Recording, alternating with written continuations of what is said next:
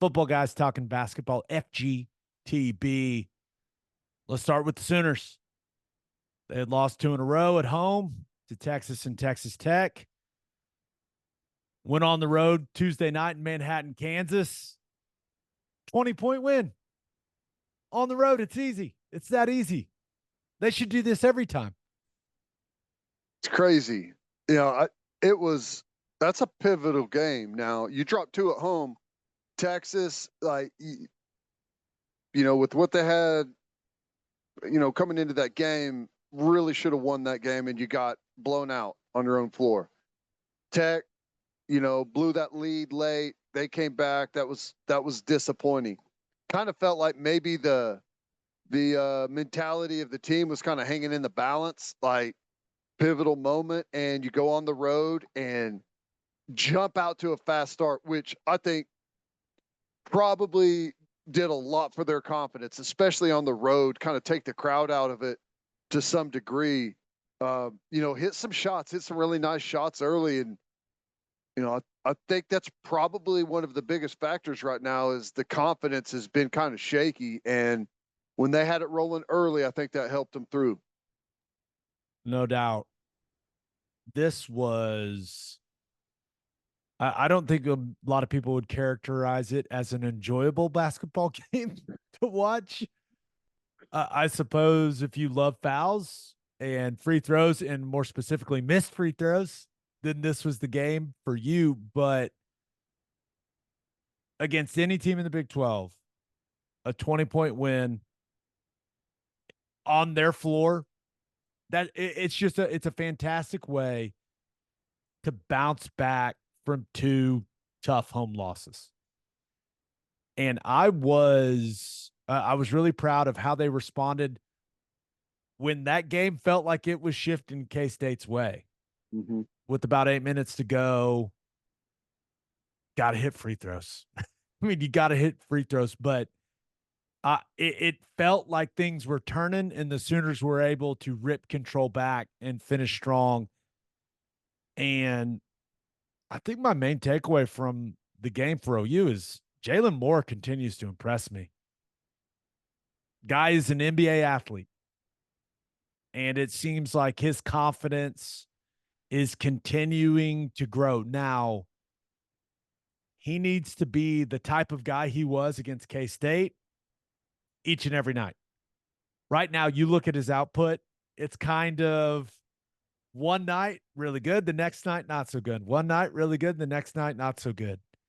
And he's got to find more consistency, because he's shown what he is capable of in several of these Big 12 conference games. They just need him to be that guy all the time. Yeah. It's not easy. I'm not saying it's easy, but he's shown that he's the best athlete on the team. Yeah. So I think some of these really nice games he's put together, he's shown that he's capable of being a big time scorer for this team. They just need him to do it more consistently. Yeah. A little more polish, I think. But the athleticism, it's top tier. Which is awesome, because that's one of the things that we've been missing. And if he can just continue to polish that game up a little bit more consistent, this team, when they put it together and they have a good night, you really feel like they can play and even beat anyone.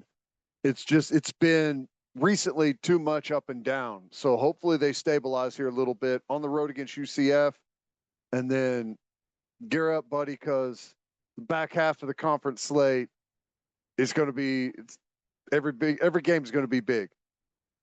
Rivalry or top 25 is basically the rest of your schedule. Need more to play well, and need to see the version of McCollum we saw late in that game against Kansas State. Yeah. Running the offense efficiently, blowing by guys, finishing at the rim. He had a couple of nice blow-bys where he's finishing on the wrong foot, laying it up off the glass, just high-level stuff, man. He's got to get going. Very similar to what I said about Moore. McCollum He's got to be a big time contributor for him each and every night. Because it's clear Uzan just has not been the guy I thought he was going to be this season for them, especially in Big 12 play. Yeah, But if McCollum and Moore can really find a higher level, then this team's capable of beating anyone in the Big 12. Just had their biggest road win since 2015. it's crazy, crazy. Yeah, McCollum, that first quarter of the season, or however long it was, really before we got into conference play. I mean, there's a lot of people saying he was playing one of the better guards in the country, and it really tapered off there during that downswing. Hopefully, this gets him back confident in that same place again, because you're right, like where we were, like we're ranked in the top 10 and all of that stuff. We are not a top 10 basketball team if McCollum's not playing like we have seen and expect on a night in, night out basis. Like that's where you have to start there for this team. If you want to see them at that level, he's got to be the guy that brings it. I'm with you. I'm still having a lot more fun watching OU basketball this year. Oh, there's no doubt. It's a much more enjoyable product. Even if they miss free throws, it's still more enjoyable than what we've watched the last couple of years. Now, shifting over to the Thunder. Thunder beat the Nuggets Wednesday night, 105-100. Now, no Jokic for Denver, no Jalen Williams, and no Isaiah Joe for the Thunder. But it felt like a big win for this team coming off the back-to-back losses to Portland and Minnesota. And I don't even know what to say about Detroit. Detroit, not Portland. There were just some bad losses. And the one on Sunday, Jalen Duren just looked like an all-NBA player. And it was interesting. That one was maybe the top head scratcher of the year. Them going to Detroit and getting beat by 16. Minnesota, it was a really competitive game. Back and forth, just got outplayed the last 2.5 minutes of the game. Anthony Edwards made some nice plays. Thunder didn't make shots, but it was good to see him bounce back against the Nuggets. Yeah. I didn't get to see much of the game tonight. Saw a little bit of it.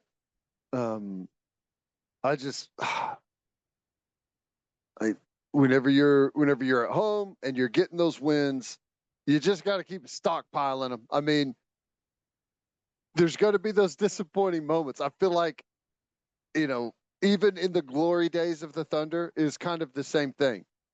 You'd have these big competitive games, and then you like, oh, that's going to be a win. That's going to be a win. And then some unknown guy comes off the bench and has like 45 when none of the stars are playing, and you lose that game. Like, it's weird. I guess it just happens in the NBA. It's strange.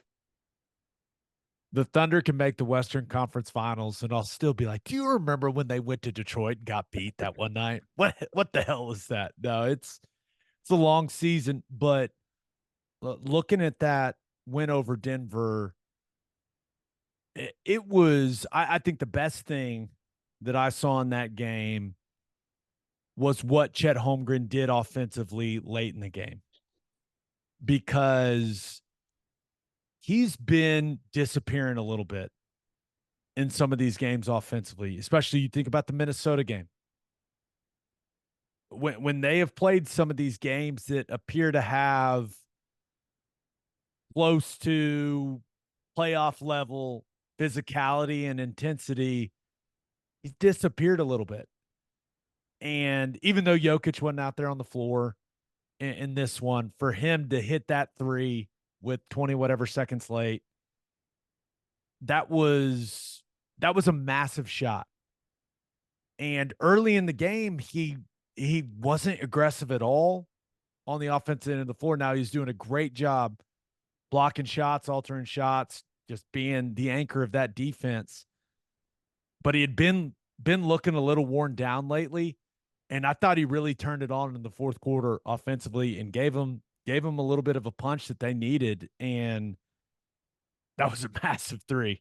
It happened right in front of me, so it was awesome. I was fired up.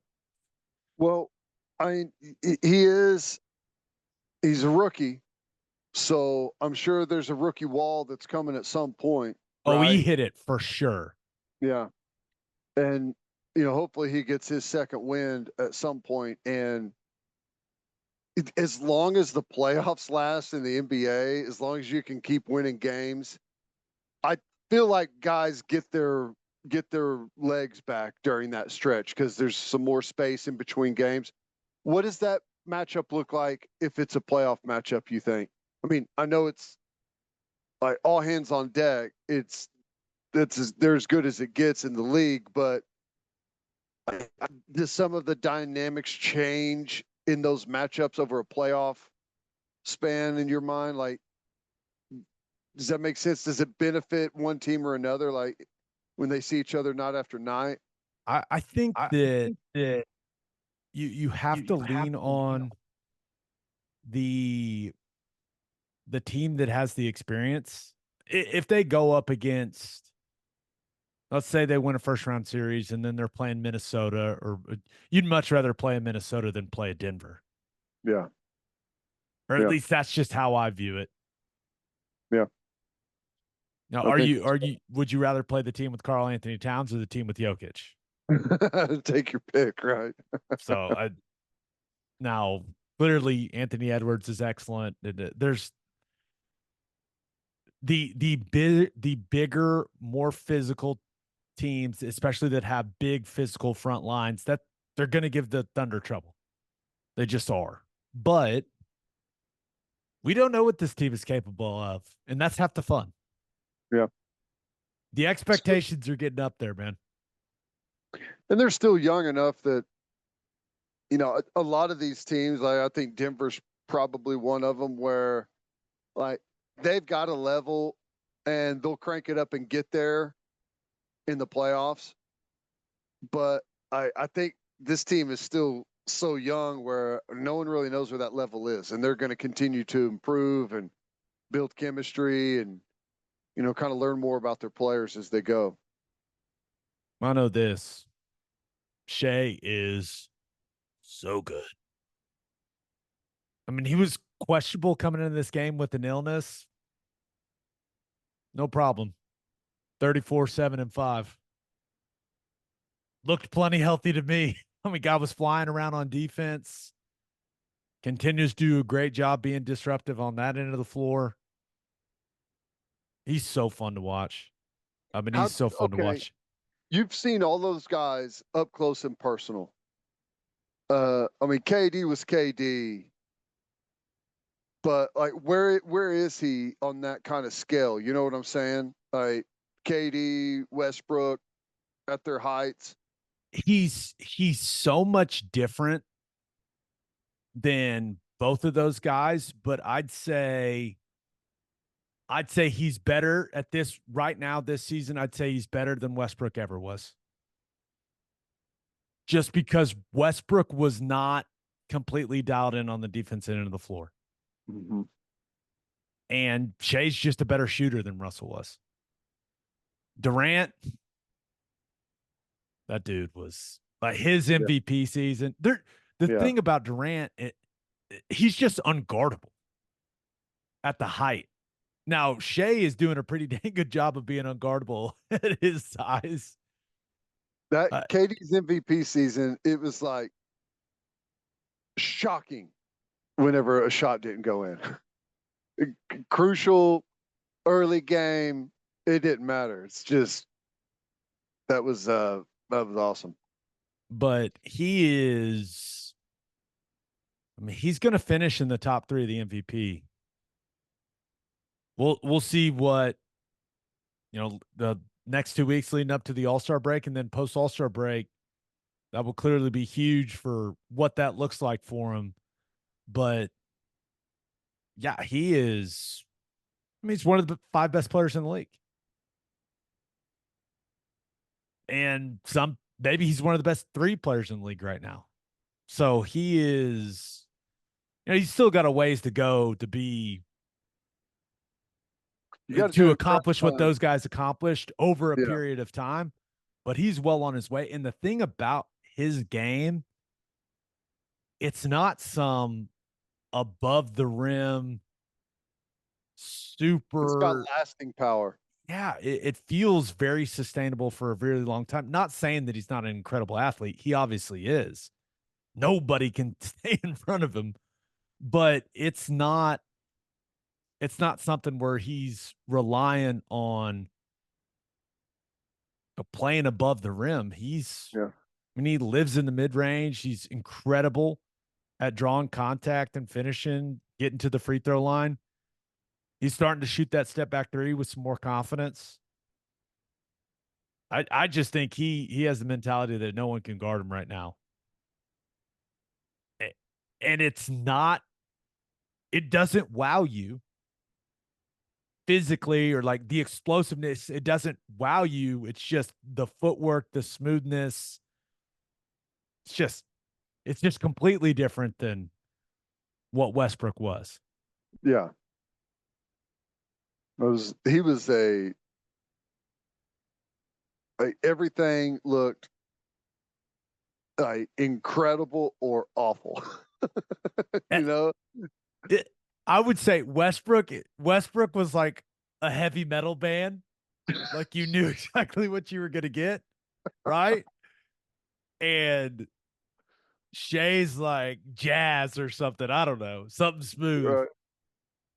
I mean, you may get Westbrook pulling up out by the half line and dropping a three, or you might get him pulling up from three and hitting it off the square, top of the square, and not getting any rim. Like you never know what you're going to get from him. That's funny.